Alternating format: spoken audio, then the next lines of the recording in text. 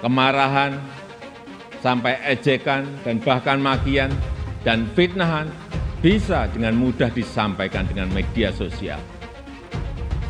Saya tahu ada yang mengatakan saya ini bodoh,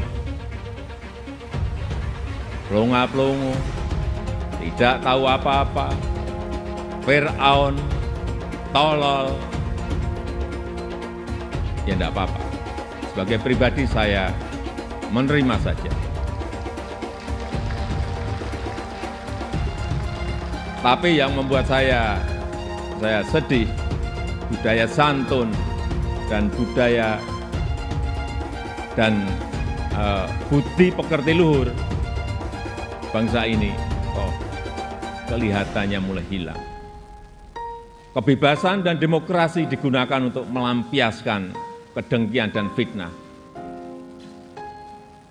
Sangat melukai keluhuran budi pekerti bangsa Indonesia yang besar. Cacian dan makian yang ada justru membangunkan nurani kita semua, nurani bangsa untuk bersatu, menjaga moralitas ruang publik, bersatu menjaga mentalitas masyarakat, sehingga kita bisa tetap melangkah maju, menjalankan transformasi bangsa menuju Indonesia maju, menuju Indonesia emas 2045. Negeri para bajingan. Kebijakan dan proyek pembangunannya hanya untuk cari cuan. Inilah negeri para bajingan. Utang jadi andalan. Tanah air pun digadaikan. Inilah negeri para bajingan, di mana pemimpin dan keluarganya ingin berkuasa sepanjang zaman. Segala cara dihalalkan dan rakyat semua adalah tumpuan untuk merebut kembali negeri dari tangan para bajingan. Sekaranglah waktunya perubahan. Sekali lagi, kalau kamu menganggap ini negara bajingan, kenapa kamu masih tinggal di sini? Pulang kamu ke negeri leluhurmu di Arab Yaman sana. Bajingan, kamu kurang ajar ya. Udah ditolong hidup enak di sini, numpang di negeri orang, masih berlaku kurang ajar. Nah, sopan kamu dengan orang-orang Nusantara ini.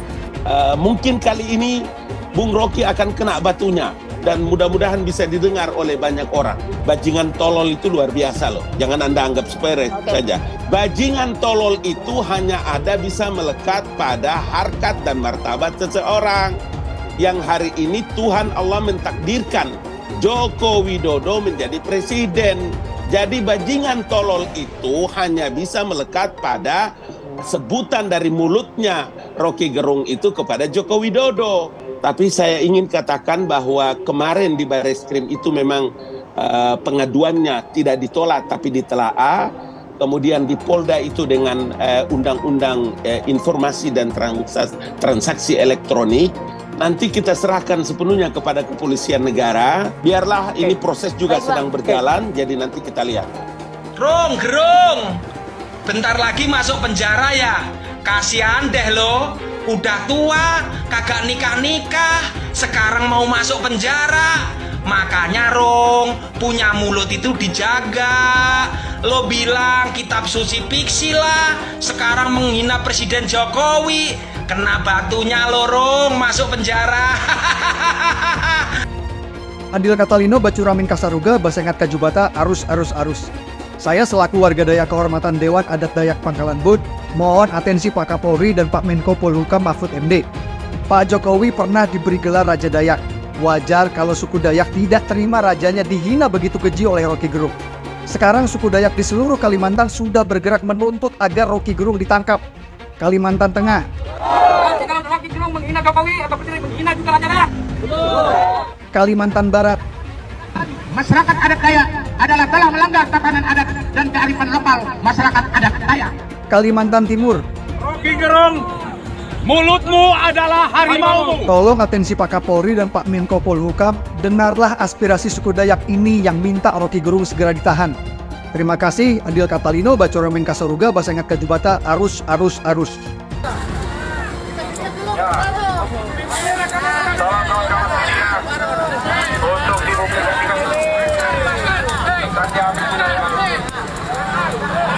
Ini sudah saya kategorikan menyerang. menyerang pribadi Presiden. Sungguh tidak bisa ditoleransi. Nggak bisa ditoleransi. Untuk itu saya juga berharap para penegak hukum mengambil langkah-langkah sesuai dengan perundangan yang berlaku. Nggak bisa dibiarkan seperti ini. Adil kata Lino, Bacuramin Kasaruga, Baksengat di Ajubata. Kami masyarakat adat kaya se-Indonesia perlu menyampaikan hal-hal sebagai berikut. 1. Kami menyesalkan dan mengecam pernyataan Rocky Gerung yang diduga menghina Presiden Joko Widodo dalam unggahan channel YouTube Reply Harun. Rocky Gerung telah menyerang martabat dan kehormatan Presiden Joko Widodo sebagai kepala negara, kepala pemerintahan dan simbol negara yang juga sebagai seorang warga negara Indonesia. Di mana Presiden Joko Widodo juga adalah pemimpin masyarakat adat Dayak dengan gelar Raja Karing Katunggu Tumpit Langit, meminta kepada Bapak Kapolri untuk menangkap dan memproses Rocky Gerung yang telah membuat pernyataan provokasi serta ujaran kebencian. Bapak Kapolri segera menangkap dan memproses secara hukum Rocky Gerung. Adil kata itu, Bacuramin Kasaruga, Baksengat di Ajubata. Masa negara diem aja, kepala negaranya dilecehkan dan sebagainya, ya, karena orang sudah menganggap ini masalah dan menimbulkan berbagai masalah di berbagai daerah, di medsos. Proses polisi gitu maksudnya? Bisa. Ini masalah serius loh, ini bukan masalah Jokowi. Terima nggak kalau dia dikatakan orang tuanya atau istrinya, oh maaf ya, dia nggak punya istri. Kalau orang tuanya dikatakan sebagai bajingan tol dan pengecut, atau berani nggak dia mengatakan itu kepada mantan-mantan presiden atau para pejabat tinggi yang nggak berani lah. Kebebasan berpendapat kemudian bisa dikatakan sebagai bajingan tolol dan bajingan pengecut. Apakah bisa ada seseorang warga negara mengatakan Anies Baswedan sebagai bajingan tolol dan bajingan pengecut? Kalimantan hari ini beraksi, saya sudah dengar akan diikuti oleh Sulawesi, akan diikuti oleh Sumatera, akan diikuti oleh beberapa daerah di Jawa. Ya, Jadi ini saatnya hukum harus bekerja, negara tidak boleh kalah. Apakah betul yang dilakukan Rocky Gerung itu adalah penghinaan atau bukan gitu? Saya tidak menganggap itu sebuah penghinaan. Dalam kasus saya ini kan aneh bin ajaib. Tiba-tiba kok saya yang dilaporkan. Intinya adalah saya ya merasa aneh saja.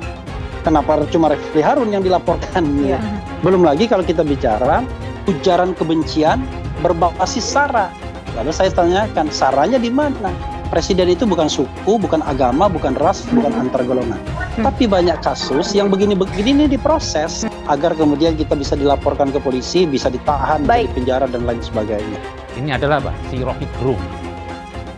Ini hari saya mau tambahin dia si bangsat Rocky Gerung.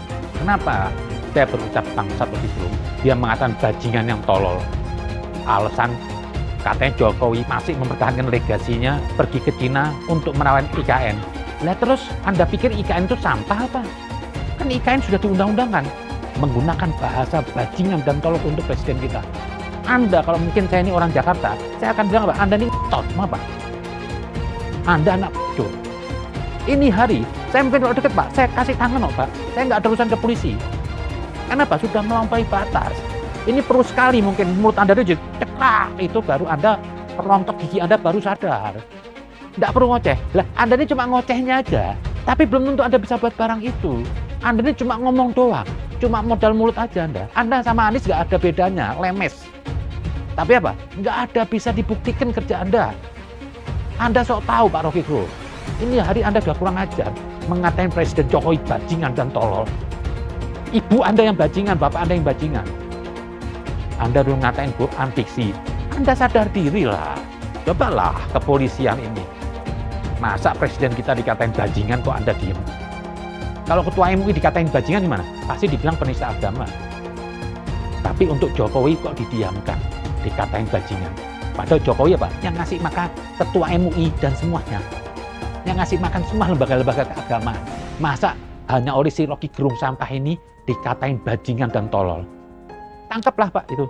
Atas pernyataan Rocky Gerung bahwa Presiden memperdagangkan Pulau Kalimantan, memperdagangkan IKN. Kau telah menghina simbol negara Republik Indonesia, yakni Presiden Anda sendiri. Hukum ada Rocky Gerung. Kami minta pada pemerintah, terutama Kepolisian Negara Republik Indonesia untuk menangkap Rocky Gerung. Dan kami minta juga dia karena telah menghina Pulau Kalimantan dengan mengatakan IKN perdagangan, kami minta hukum adat. Hadir Katalino, Bacuramin Kasaruga, Basengat Kajubata. Penjarakan Rocky Gerung. Penjarakan Rocky Gerung. Penjarakan Rocky Gerung. Begitu Jokowi kehilangan kekuasaannya, dia jadi rakyat biasa. Gak ada yang peduli nanti. Tetapi ambisi Jokowi adalah mempertahankan legasinya. Dia masih pergi ke Cina buat nawarin IKN. Dia masih mondar-mandir dari satu koalisi ke koalisi yang lain untuk mencari kejelasan nasibnya. Dia memikirkan nasibnya sendiri. Dia nggak pikirin nasib kita.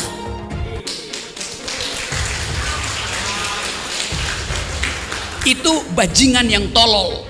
Bajingan tolol itu sekaligus bajingan yang pengecut. Ajaib, bajingan tapi pengecut itu. Jadi teman-teman, kita harus lantangkan ini. Kita coba ucapkan hal itu secara lantang. Tentu ada konsekuensinya. Saya bisa ditangkap tiap hari itu.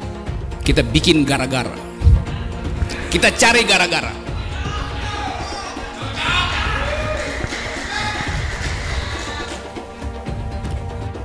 Kita bikin gara-gara untuk buka perkara. Berperkara dengan siapa? Berperkara dengan Presiden Jokowi. Apa yang kita lakukan? People power. Lengserkan Jokodok. Takbir. Siap serbu istana. Siap serbu istana. Siap ambil alih kekuasaan. Takbir. Pancasila Soekarno, ketuhanan ada di pantat. Anak Tuhan dari mana? Kalau Yesus anak Tuhan, bidangnya siapa? Besok di seluruh wilayah Indonesia kami katakan Bapak Ibu yang dimuliakan Allah, oleh sebab itu solusi penyelesaian umat ini hanya satu. Apa itu? Khilafah. Tegaknya khilafah, maka selesailah masalah. Takbir. Halal haram demokrasi. Kita pakai dulu sementara sistem kafir ini. Orang bilang kafir mana bisa?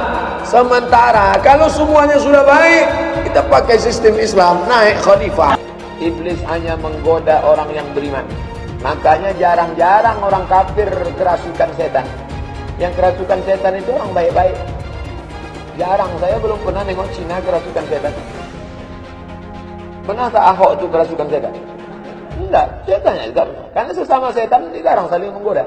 Karena di salib itu ada jin kafir. Karena di salib itu ada jin kafir. Karena di salib itu ada jin kafir. Haleluya. Kepalanya ke kiri apa ke kanan? Kepalanya ke kiri apa ke kanan? Tetap percaya salib itu lambang mulia, bukan jin. Kok ketawa? Aku nggak nyindir siapa-siapa loh. Saya nggak pernah mundur untuk kebenaran, keadilan, kejujuran dan peri kemanusiaan. Gue nggak pernah mundur. Dan gue gak pernah takut juga sama lu. Siapapun yang rasis, gue akan hadapin. Karena rasis itu tidak berperi kemanusiaan. Sama saya ditanya dulu kan, kamu nyesel gak statement kamu di Pulau Seribu sehingga masih masuk penjara? Tidak pernah nyesel. Karena saya mengatakan kebenaran. Anies didukung oleh FPI, HTI, dan pengasong khilafah lainnya. Etnis Tionghoa dicap sebagai pemberontak, sedangkan etnis Arab dianggap sebagai Tuhan atau Tuan dari pribumi. Etnis Arab dipuja-puja dan dianggap sebagai dewa. Lihat saja Rizik Syihab dan Bahar Smith dipuja-puja, padahal mereka mengujar kebencian. Pengasong khilafah seperti Rizik Syihab, Bahar Smith, dan teman-teman, mereka hanya buat gaduh di Indonesia. Relawan Anies, terutama dari FPI, HTI, PA212 seperti Bahar Smith dan Rizik Syihab, selalu menghujat Cina, etnis Cina. Tapi saat ini negara Cina sudah menjadi nomor 1 di dunia. Saya bangga sebagai Cina. Sedangkan negara mereka sanjung-sanjung itu, Arab Yaman, masih belum maju dan masih terbelakang. Saya percaya Indonesia dengan mayoritas pribumi juga akan jadi negara maju. Seharusnya Arab Yaman belajar dari negeri Cina, seperti kata-kata suci. Belajarlah sampai ke negeri Cina. Anies dan juga pendukung Anies seperti Rizik Syihab, Bahar Smith, dan kelompok-kelompok HTI dan FPI harus belajar ke negeri Cina supaya tidak lagi lakukan kelebihan bayar. Lihatlah rekam jejak Anies selama 5 tahun. Bayangkan Indonesia ke depan jika dipimpin oleh Anies. Dan bayangkan jika Anies menang. HTI dan FPI, Ormas Khilafah yang dibubarkan itu akan dikembalikan oleh Anies. Apakah kita mau Pancasila diganti menjadi Khilafah? Bapak Ibu yang saya muliakan, posisi presiden itu tidak senyaman yang dipersepsikan. Ada tanggung jawab besar yang harus diemban, banyak permasalahan rakyat yang harus diselesaikan. Dan dengan adanya media sosial seperti sekarang ini, apapun bisa disampaikan kepada presiden. Mulai dari masalah rakyat di pinggiran, sampai kemarahan, sampai ejekan, dan bahkan makian, dan fitnahan, bisa dengan mudah disampaikan dengan media sosial. Saya tahu ada yang mengatakan saya ini bodoh, pelongo-pelongo, tidak tahu apa-apa, Fir'aun, tolol. Ya enggak apa-apa. Sebagai pribadi saya menerima saja. Tapi yang membuat saya sedih, budaya santun dan budaya dan budi pekerti luhur bangsa ini kok kelihatannya mulai hilang. Kebebasan dan demokrasi digunakan untuk melampiaskan kedengkian dan fitnah. Sangat melukai keluhuran budi pekerti bangsa Indonesia yang besar. Memang tidak semua seperti itu. Saya melihat mayoritas masyarakat juga sangat kecewa dengan polusi budaya tersebut. Cacian dan makian yang ada justru membangunkan nurani kita semua, nurani bangsa untuk bersatu menjaga moralitas ruang publik, bersatu menjaga mentalitas masyarakat, sehingga kita bisa tetap melangkah maju, menjalankan transformasi bangsa menuju Indonesia maju, menuju Indonesia emas 2045. Indonesia sebagai middle power in Asia, dengan diplomatic influence yang terus meningkat tajam, dan Indonesia termasuk satu dari 6 negara Asia yang mengalami kenaikan comprehensive power. International trust yang dimiliki Indonesia saat ini, yang dibangun bukan sekedar melalui gimmick dan retorika semata, melainkan melalui sebuah peran dan bukti nyata keberanian Indonesia dalam bersikap.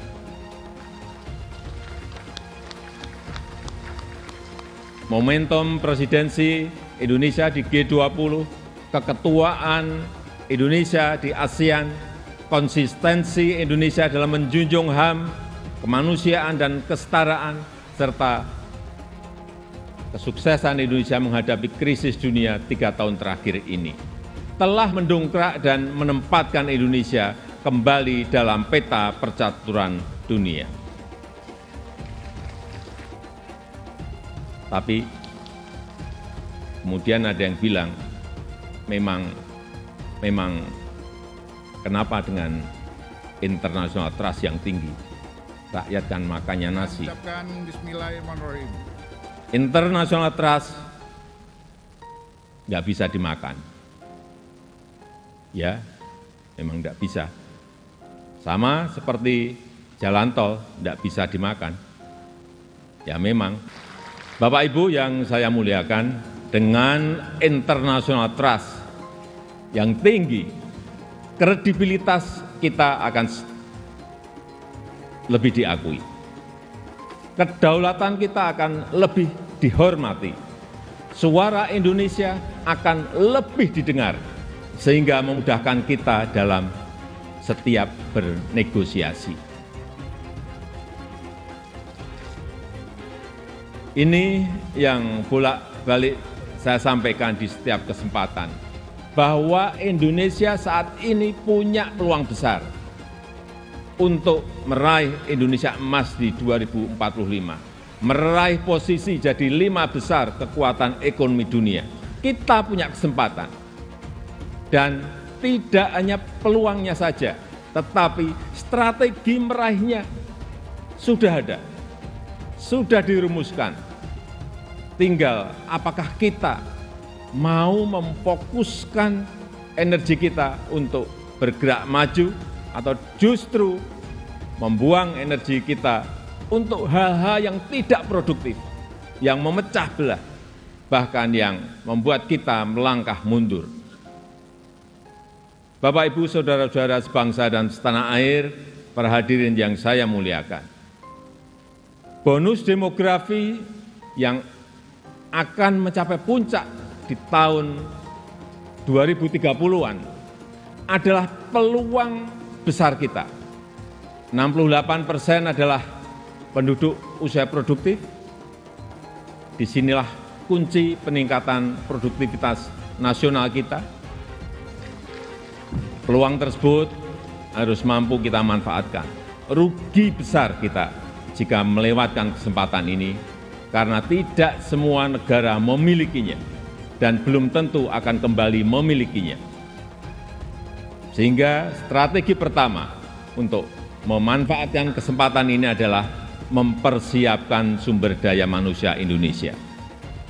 Di saat yang sama, SDM yang telah kita persiapkan harus mendapatkan lapangan kerja untuk menghasilkan produktivitas nasional. Sehingga kita juga harus mengembangkan sektor ekonomi baru yang membuka lapangan kerja sebanyak-banyaknya, yang memberikan nilai tambah sebesar-besarnya. Disinilah peran sektor ekonomi hijau dan hilirisasi sebagai window opportunity kita untuk meraih kemajuan. Karena Indonesia sangat kaya sumber daya alam, termasuk bahan mineral, hasil perkebunan, hasil kelautan, serta sumber energi baru dan terbarukan. Tapi kaya SDA saja, kaya sumber daya alam saja tidak cukup. Jadi pemilik saja juga tidak cukup. Karena itu akan membuat kita menjadi bangsa pemalas yang hanya menjual bahan mentah kekayaannya tanpa ada nilai tambah, tanpa ada keberlanjutan. Saya ingin tegaskan, Indonesia tidak boleh seperti itu. Indonesia harus menjadi negara yang juga mampu mengolah sumber dayanya, mampu memberikan nilai tambah dan mensejahterakan rakyatnya. Dan ini bisa kita lakukan melalui hilirisasi yang sudah ratusan kali saya sampaikan, puluhan kali saya sampaikan. Ini memang pahit bagi para pengekspor bahan mentah. Ini juga mungkin pahit bagi pendapatan negara dalam jangka pendek. Tapi jika ekosistem besarnya sudah terbentuk, jika pabrik pengolahannya sudah beroperasi, saya pastikan ini akan berbuah manis pada akhirnya. Terutama bagi kesejahteraan masyarakat Indonesia. Sebagai gambaran, setelah kita stop ekspor nikel ore di tahun 2020, investasi hilirisasi nikel tumbuh pesat. Kini telah ada 43 industri pengolahan nikel yang akan membuka peluang kerja yang sangat besar. Ini baru satu komoditas. Dan jika kita konsisten dan mampu melakukan hilirisasi untuk nikel, kemudian tembaga, kemudian bauksit, kemudian CPO, dan rumput laut, dan yang lain-lainnya, berdasar hitung-hitungan perkiraan, dalam 10 tahun pendapatan per kapita kita, dalam 10 tahun mendatang pendapatan per kapita kita akan mencapai 153 juta. Hilirisasi yang ingin kita lakukan adalah hilirisasi yang melakukan transfer teknologi, yang memanfaatkan sumber energi baru dan terbarukan, serta meminimalisir dampak lingkungan. Pemerintah telah mewajibkan perusahaan tambang sekarang ini untuk membangun pusat pembibitan, membangun pusat persemaian, untuk menghutankan kembali lahan pasca tambang, pasca penambangan.